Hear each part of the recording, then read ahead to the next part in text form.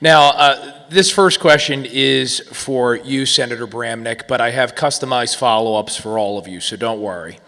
Each of you is pledged to end the sanctuary statehood policy enacted by Governor Phil Murphy in his first term, which prevents state and local authorities from working with federal immigration authorities. You've said it tonight on the stage. I've received your mailers. I've seen the ads. But each candidate on this stage has taken positions which could be interpreted as contradictory to the goal of ending sanctuary statehood. Senator Bramnick, you voted to confirm Matt Placken, the New Jersey Attorney General who is actively suing the Trump administration over its immigration enforcement policies. Was your support for Attorney General Placken's nomination inconsistent with the goal of ending sanctuary statehood? Well, of course not, because when a governor proposes an attorney general or other cabinet member, if that person meets the basic qualifications of that job, and I hope the Judiciary Committee in the Senate does the same thing for me, I'm not going to judge every decision that this person has made in the past. I am going to give that governor the right to pick his cabinet, just like I expect that Judiciary Committee to pick to support my cabinet officials. Now, I don't agree with a number of things Matt has done, but I do believe that there is some discretion that a governor is given when appointing an attorney general. But I will never permit a sanctuary state to exist as the governor of New Jersey.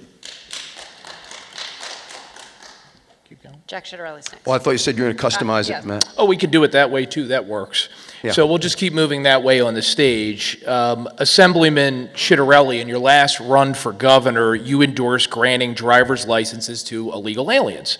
Do you believe that position is inconsistent with the goal of ending sanctuary statehood? I'm going to continue to work with the president. We spoke about that last week when we spoke about making the country and New Jersey safe again. We do that by getting rid of sanctuary cities, by getting rid of our sanctuary state status. I told him my attorney general will not be suing the White House for executive orders. We're not going to waste taxpayer dollars a day. We're going to show our support for what he's trying to do to keep the country safe. I'm going to follow his lead on the deportation plan. I do believe anybody that came here illegally, that committed the crimes in their place of origin, needs to go back. Anybody that came here illegally and has committed crimes since they got here needs to go back immediately, and then we're going to see what he's going to do with everyone else who's here illegally. And so at the end of the day, if he's going to deport all 14, 15, or 16 million, I support the president. He was elected on the promise of making the country safe again.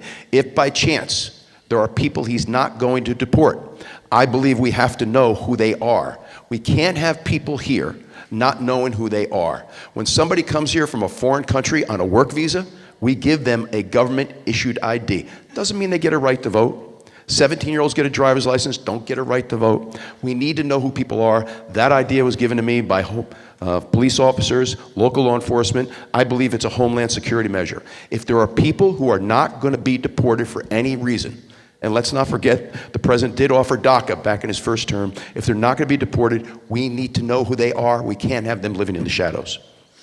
And Mr. Spadia, you've endorsed a pathway to citizenship for illegal aliens, which is a species of amnesty. Is your support for a pathway to citizenship consistent with the goal of ending sanctuary statehood?